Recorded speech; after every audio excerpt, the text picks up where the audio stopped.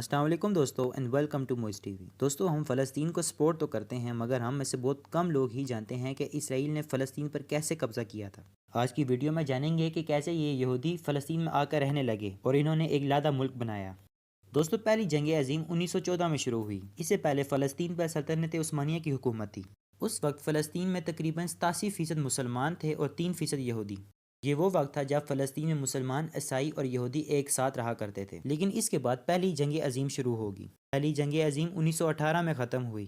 پہلی جنگ عظیم کے بعد فلسطین پر برطانیہ کا کنٹرول تھا۔ دوستو یہ وہ وقت تھا جب فلسطین میں یہودیوں کی تعداد بڑھنے شروع ہو گئی تھی۔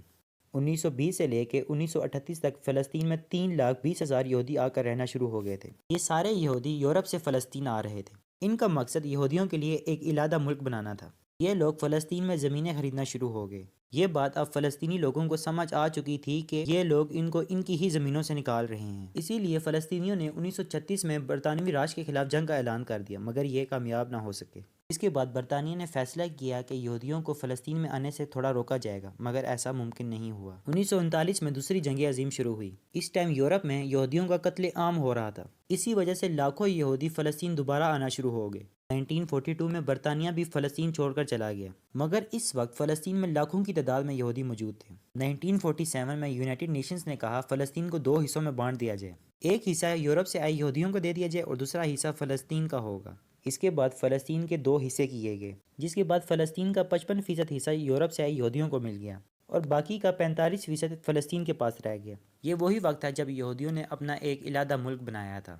فلسطینیوں کو سمجھ آ چکی تھی کہ ان کی زمین چرائی جا رہی ہے، اسی لیے 1948 میں عرب ملکوں کی اسرائیل کے ساتھ جنگ شروع ہو گئی۔ اس جنگ کے بعد اسرائیل نے فلسطین کے 78% حصے پر قبضہ کر لیا، یعنی اب اسرائیل کے پاس فلسطین کا 78% حصہ آ چکا تھا۔ 1967 میں عرب ملکوں اور اسرائیل کی پھر سے جنگ شروع ہو گئی۔